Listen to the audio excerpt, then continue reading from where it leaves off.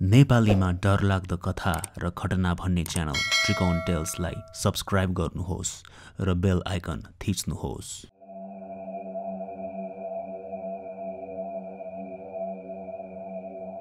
Security गार्डको काम त्यति सजिलो भने हुँदैन। दिउँसो मानवहरूको डर भने राति अमानवीय शक्तिहरूको। आजको श्रृङ्खलामा दुबईमा कार्यरत हुनुभएको एकजना श्रोताले आफूसँग घटेको एउटा सत्य घटना लेखेर पठाउनु भएको छ। 4 जना श्रोताहरूले लेखेर पठाउनु भएको 5 वटा सत्य घटनाहरू सुनौ त्रिकोण टेल्सको आजको 51औं श्रृङ्खलामा। पहिलो श्रोता। मेरो नाम रसिला पन्थ। आज म तपाईहरूलाई मेरी आमासँग घटेको एउटा जीव सिरिङ्ग बनाउने घटना भन्न जाँदैछु। कुरा आजभन्दा 7 वर्ष अगाडिको हो। म त्यति बेला 6 वर्षको थिएँ। त्यतिखेर हामी गोर्खाको मुचोक भनिने गाउँमा बस्थ्यौँ। मेरी आमा आफ्नो दिदीको घरमा काम परेकोले उहाँको घर जानुभएको थियो। ठुली आमाको घरबाट फर्किने बेला भने ढिला भइसकेकोले बाटोमा फर्किँदा फर्किँदै साँझ परी अन्धकार भइसकेको थियो। मेरी आमासँगै एकजना उहाँको साथी पनि जानुभएको थियो र फर्किँदा उहाँ पनि सँगै हुनुहुन्थ्यो। चारैतिर अँध्यारो हुन थालिसकेकोले आमा र उहाँको साथी घरतिर जाने ध्यानले नै होला कुरा नगरी हिँडिरहनु भएको थियो। बाटोमा हिँड्दै गर्दा अलि पर बाटो छेउको खोल्सामा मेरी आमाले एउटा सेतो भेस्ट अनि हाफ प्यान्ट लगाएको एउटा केटो देख्नुभयो। आमाहरूलाई आफ्नो ढाड फर्काएर त्यो केटो त्यस खोल्सा मुनि भुइँमा थचक्क बसिरहेको जस्तो देख्नुभयो। यस्तो साँझ परिसकेको बेला अँध्यारो वरिपरि बढिरहेको बेला एउटा भर्खरको देखिने केटो त्यसरी खोल्सा मुनि बसेको देख्दा आमालाई साह्रै नै अनौठो लाग्यो। कोही बुढो मान्छे भएको भए पनि रक्सीले मातिएर होला भन्नुहुन्थ्यो। भर्खरको केटोलाई त कसले रक्सी दिन्थ्यो होला र भन्ने सोची आमा अघि अघि बढ्नुभयो। अलि माथि चौतारामा पुगेपछि आमाले उहाँको साथीलाई अघि न तल खोल्सामा एउटा भर्खरको केटो खोल्सामा थचक्क बसिरहेको देखेको कुरा सुनाउनु भयो। त्यो सुन्ने बित्तिकै आमाको साथी त डराउँदै छिटो छिटो हिँडौँ भनी लम्किन थाल्नुभयो। आमाको साथी भने आमालाई पनि बेला बेला पछाडि फर्की छिटो हिँडौँ न भनी तान्दै लम्किन थाल्नुभयो र आफूलाई घरसम्म नै पुर्याइदिनु पर्ने भनी आमा सँगसँगै डरले पाइलामा पाइला मिलाउँदै नजिक बसी हिँड्नुभयो। केही समय हिँडेपछि मेरी आमाको त्यस साथीको दाई बाटोमा भेटिनुभयो अनि आमाले अब दाई पनि भेटिनुभयो, तिमी जाऊ म पनि लागे भनेर साथी र आमा छुट्टिनुभयो। त्यो खोल्सामा देखिएको मान्छेको बारेमा सुनाउने बित्तिकै आमाको साथीको एक्कासीको डराएको त्यस्तो प्रतिक्रिया देखेर आमालाई पनि डर जागिसकेको थियो र किन त्यसरी एक्कासी डराएकी होलिन् भनेर सोच्दै हुनुहुन्थ्यो। घर जाने बाटो उकालो भए तापनि डरको कारण आमा दौडिँदै उकालोतिर लाग्नुभयो। घर पुग्दा भने अलि अबेर नै भइसकेको थियो। त्यही भएर आमा सिधै आफ्नो कोठामा गई सुत्नुभयो। सोही रात भने आमाले आफ्नो घरभरि भूतहरू आएका, भूतहरूले आफूलाई समाउन लागेको जस्तो डरलाग्दो सपना देख्नुभयो। अनि भोलिपल्ट बिहान भएपछि आमाले आफूले देखेको डरलाग्दो सपना र अघिल्लो साँझ साथीसँगै घर फर्किँदा देखेको खोल्सामा थचक्क बसिरहेको त्यो केटोको बारेमा आफ्नो बुबालाई भन्नुभयो। आमाको बुबाले कुन बाटो भनेर सोधखोज गर्दा आमाले यो बाटो भनेर भन्नुभएपछि हजुरबुबाले भन्नुभयो कि त्यो बाटोको खोल्सामा त मरेका मान्छेहरूको लुगा फाल्ने गरिन्थ्यो रे र केही समय अगाडि नै गाउँको एउटा केटो मरेको थियो। त्यो सुनेपछि आमा निकै डराउनु भयो। खोल्सामा देखिएको त्यो सेतो भेस्ट र हाफ प्यान्ट लगाएको केटो, उसको मृत्युपछि उसको लुगा पनि त्यही नै फालिएको थियो होला सायद। दोस्रो श्रोता। मेरो नाम सञ्जीव तामाङ मोक्तान। मसँग यो घटना भएको बेला म दुबईमा सेक्युरिटीको काम गरेर बसिरहेको थिएँ। दुबईको एउटा ठाउँमा धेरै समय सेक्युरिटीको काम गरिसकेपछि यसपालि भने अल खवानिज भन्ने ठाउँमा मेरो नाइट ड्युटी परेको थियो। त्यहाँ ठूलो क्षेत्रफलमा एउटा बङ्गला बन्दै थियो। वरिपरि भने खजुरको बोटको जङ्गल नै जङ्गल। राति पेट्रोलिङ गर्दा घनघोर जङ्गलमा जाँदा जहिले पछाडि कोही भएको जस्तो महसुस गर्थे। 2 जना सेक्युरिटी गार्ड हुनुपर्ने ठाउँमा कम्पनीले भने म एक्लैलाई मात्र पठाएको थियो। त्यहाँ पुगेर नाइट ड्युटी बस्न थालेको 3 दिन भइसकेको थियो र यी 3 दिन त केही पनि भएको थिएन। म त्यहाँ खटिएर नाइट ड्युटी गर्न थालेको 4औं रातको कुरा हो। मलाई पुरानो स्थानबाट फोन आयो र मेरो म्यानेजरसँग कुरा मिली फेरि पहिलेकै ठाउँमा जानुपर्ने भनेर मैले खबर पाएँ। 2 दिनपछि फेरि उतै जानुपर्ने भयो। फोन आइसकेपछि ठिकै छ त भन्ने सोची म फेरि आफ्नो ड्युटीतिर लागेँ। सोही रात म त्यस बङ्गलाको तल प्यासेजमा बसी मेरो मोबाइलमा फिल्म हेर्दै थिएँ। मलाई एक्कासी किन डरको महसुस भयो। मलाई भूत पिशाच दन्त्यकथाहरूमा निकै नै चासो लाग्ने गर्थ्यो। तर त्यस रात मैले त्यस्तो डरलाग्दो केही हेरेको वा सुनेको थिइनँ।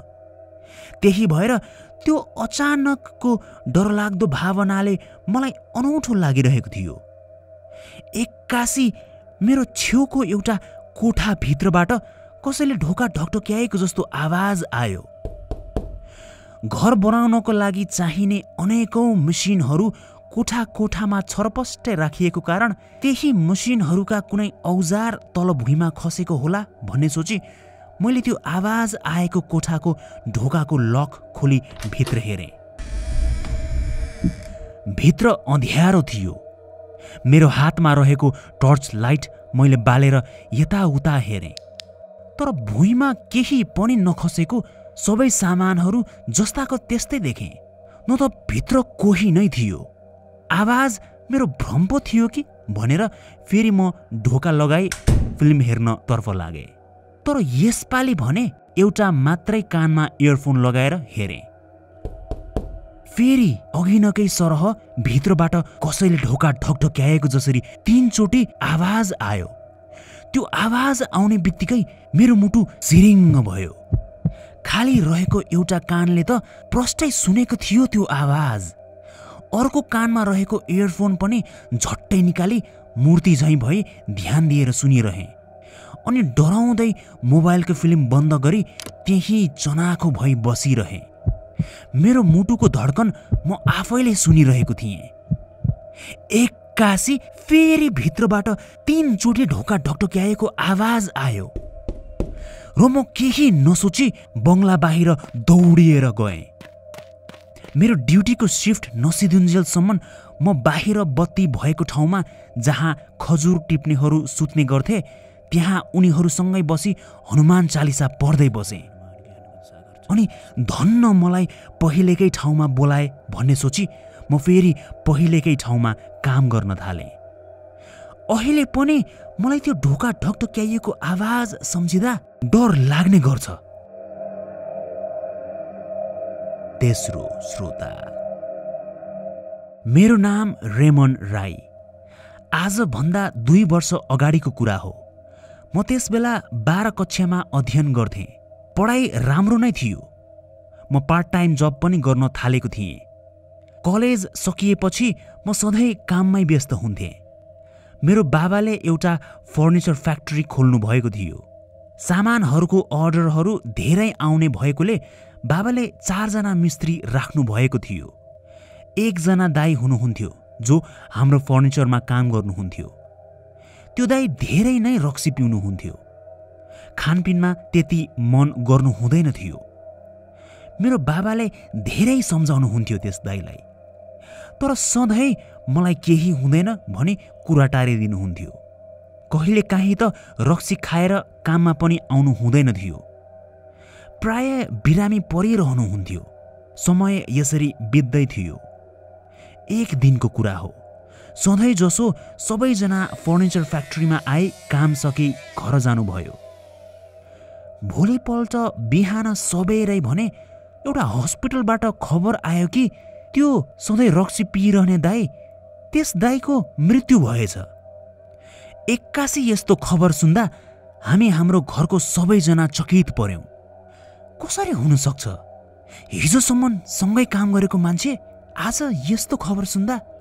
बुबाले त्यस मिस्त्रीको रक्सी खाएरै मृत्यु भएको कुरा गर्नुभयो र आफूले बारम्बार आग्रह गर्दा पनि नमानी रक्सी खाएरै निधन भयो भनी दुखी हुनुभयो। अनि मिस्त्रीहरूलाई फोन गरी बुबाले आज कोही पनि काममा नआउनु भनेर आग्रह गर्नुभयो र त्यो हस्पिटलतर्फ लाग्नुभयो। बुबा त्यस मिस्त्रीको लागि गर्नुपर्ने सबै कामहरू गरिसकी बेलुका घर आउनुभयो। 3-4 दिनमा त्यो दाईको सबै काम पाठ पूजाहरू सकियो। त्यसपछिको त्यो एक दिन, त्यो दिन त म कहिले पनि बिर्सिन सक्दिन। त्यस दिन बाबा र आमा काकाकोमा रात बस्ने गरी जानुभएको थियो। घरमा म एक्लै थिएँ। खाना खाइसके म फेसबुकमा साथीहरूसँग च्याट गर्दै बसिरहेको थिएँ।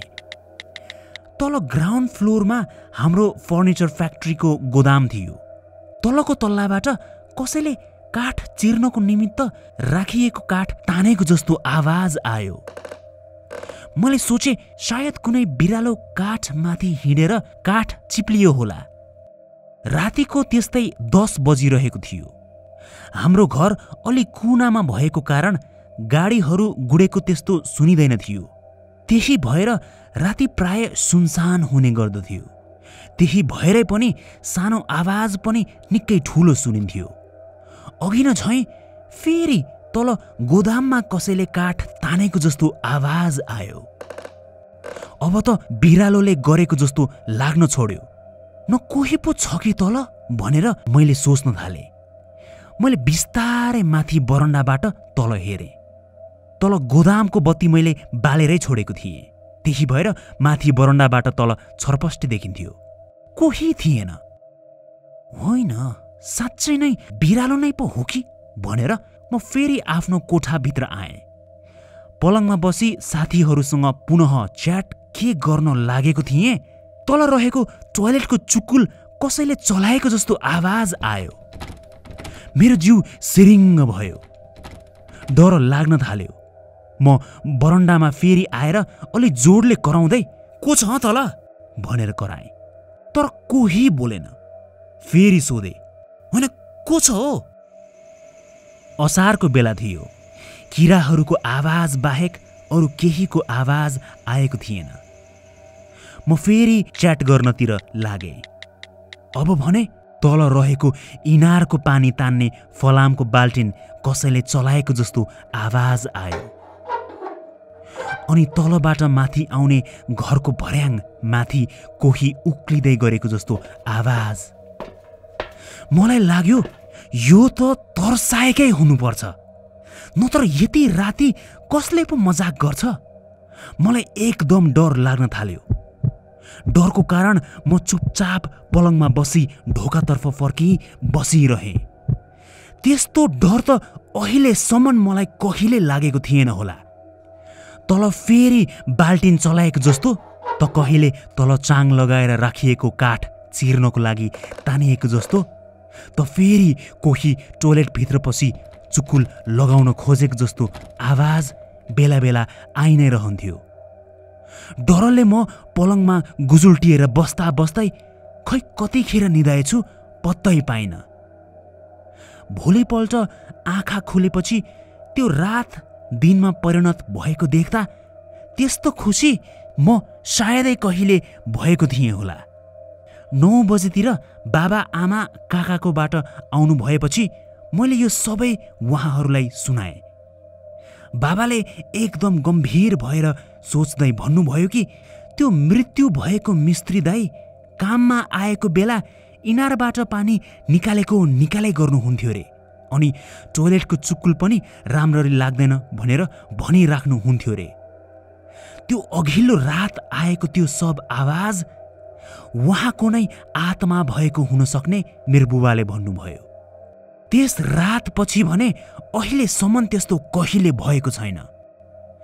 अहिले सम्झदा पनि जिउभरि काँडा उम्रिएर आउँछ। मलाई कता हो कता एउटा भित्री डर जागेर आउँछ। चौथो श्रोता, मेरो नाम उपमा। मैले तपाईलाई मसँग घटेको धेरै घटनाहरू सुनाइसके। सानैदेखि खै किन हो अदृश्य शक्ति देख्ने क्षमता मसँग थियो र अहिले पनि छ। यो मैले भन्न गइरहेको घटना मसँग नै घटेको थियो। यो घटना घटेको यस्तै 4.5 वर्ष भइसक्यो। मेरो घर उदयपुरमा र गर्मी महिनामा अत्यन्तै धेरै गर्मी हुने। पहिले पहिले धेरै नै लोड सेडिङ हुन्थ्यो। एक रात सधैँ झैँ बत्ती गइरहेकै थियो अनि गर्मीमा पङ्खा चलाउन नमिलेपछि म बरन्डाको बेन्चमा बसिरहेको थिएँ। अनि केही बेरपछि सुत्नु पर्यो भनेर म कोठामा सुत्न गएँ। रातिको 2 बजेको थियो। गर्मी र लामखुट्टेले भित्र कोठामा सुत्नै गाह्रो भइरहेको थियो। त्यही भएर म बाहिर बरन्डामा आइ बेन्चमा पल्टिएँ। हाम्रो घर 2 बाटोमा छ। तल्लो तल्लामा पसल, माथि हाम्रो कोठा अनि बरन्डामा पनि ग्रिल लगाइएको छ। अचानक बाहिर बाटोतिर कुकुरहरू एकदम जोड-जोडले भुक्न थाले। किन त्यसरी भुकेका होलान् भन्ने सोचिरहेको थिएँ। म उठेर बाहिर हेर्ने प्रयास गरेँ। वरिपरि बत्ती नभएको कारण जुनको प्रकाशले बाहिर बाटोमा अलिअलि मात्रै देखिरहेको थियो। कुकुरहरूले एउटै ठाउँमा हेरेर भुकिरहेका जस्तो देखिन्थ्यो। ध्यान दिएर हेर्दा मैले देखेँ कि एउटा मान्छे आइमाई हो कि जस्तो लाग्यो। एकदम अस्वाभाविक प्रकारको अग्लो लम्बाइ भएकी, पुरै कालो पहिरणमा, एउटा बाँस जस्तो निकै लामो अग्लो लट्ठी समाई उभिरहेकी थिइन्। कुकुरहरू भने उनलाई नै हेरी निरन्तर भुकिरहेका थिए। त्यो निकै अग्ली आइमाई पनि कुकुरहरूतर्फ नै एक टकले हेर्दै ढुङ्गा झैँ भई नहल्ली उभिरहेकी थिइन्। अनि मैले एउटा निकै नै अनौठो आवाज सुने। ती आइमाईको आवाज थियो होला त्यो सायद। उनले भन्दै थिइन्, मलाई हेरेर भुक्छस्? मैले यो बाटो हिँडेको जुनै बितिसक्यो। अनि त्यति भनी फनक्क अर्को दिशा फर्की अप्राकृतिक रूपमा ती आइमाई हिँडेको हो कि दौडिएको, खै कसरी अघि बढिन् कसरी, एक्कासी हराइन्। मैले कुनै पागल मान्छे पो हो कि भनेर निष्कर्षमा पुग्न खोजेँ। तर त्यस आइमाईले बोलेको तरिका र त्यस आइमाईको डरलाग्दो लम्बाइ र कालो पहिरण, त्यो देख्दा कुनै मान्छे थियो जस्तो त लाग्दैन। मैले यस्तो घटनाहरू धेरै देखिसकेको हुनाले त्यस्तो आत्तिने जस्तो डर त लागेन, तर साधारण नभएको कारण अलि डर भने लाग्यो नै। त्यस्तै यो घटना चाहिँ मेरो साथीको बुढासँग घटेको। यो घटेको 6 वर्ष जति भयो होला। मेरो साथीको बुढा र उसको साथी एउटा पार्टीमा गएर फर्किँदै थिए। पार्टीको रमझममा रमाउँदा रमाउँदै मध्यरात भइसकेको थियो अनि घर अलि टाढै भएकोले मोटरसाइकलमा फर्किँदै थिए। घर फर्किँदै गर्दा काठमाडौँको शङ्खमूल पछाडिको जुन पुल छ, त्यो ललितपुर जोड्ने कुमारीपाटी जाने पुल, मेरो साथीको बुढा र उसको साथी बाइकमा त्यही आइपुगेका थिए। त्यस बेला रातिको 1 बजिरहेको थियो। पार्टीमा गएको कारण मेरो साथीको बुढाले मदिरा पिउनु भएको थियो र उहाँको साथीले भने बाइक चलाउनु पर्ने भएकोले अलिकति मात्रै पिउनु भएको थियो। जब उहाँहरू बसेको मोटरसाइकल त्यस पुलको बिचमा पुग्यो, एक्कासी उनीहरूले कुनै दुधे बच्चा रोएको जस्तो आवाज सुने। रातमा कुनै भाँडो खस्दा त ठुलो ड्रम नै खसेको जस्तो आवाज आउने गर्छ भने त्यो बच्चा रोएको आवाजलाई उनीहरूले नकार्न सकेनन्। मोटरसाइकल छेउ लगाएर पुल मुनि कुनै बच्चा पो फालेछन् कि क्या हो भनेर दुवैजना जिउ तन्काएर मोटरसाइकलमै बसी पुल तल हेर्न खोजे। एक्कासी त्यसरी तल हेर्दै गर्दा साथीको बुढा र उहाँको साथीको सिटको बीचमा एउटा सानो बच्चो आफै उत्पन्न भयो। अनि जसरी उत्पन्न भयो त्यसरी नै एक्कासी गायब पनि भयो। सिटको बीचमा केही आएको मोटरसाइकल चालकले पनि थाहा पाए र पछाडि बस्ने यात्रुले पनि। बच्चा सँगसँगै उसको रोदन पनि एक्कासी उनीहरूको कानैमा परेको जस्तो महसुस भएको थियो।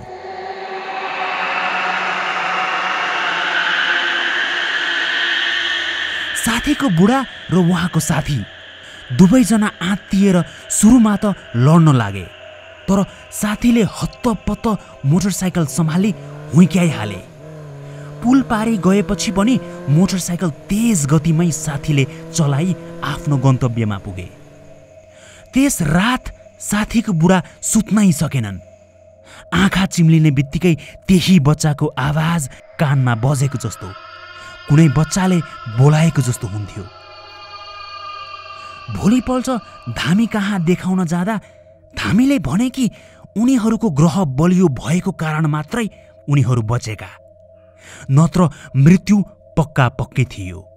अनि धामीले रात परेपछि त्यो बाटो नहिँड्न सुझाव दिए। पछि बुझियो कि त्यो पुल मुनि त कुनै बेला लास जलाउने गरिन्थ्यो रे, अनि बेला बखत भर्खरै जन्मिएका बच्चाहरू पनि फालिएको भेटिन्थ्यो रे।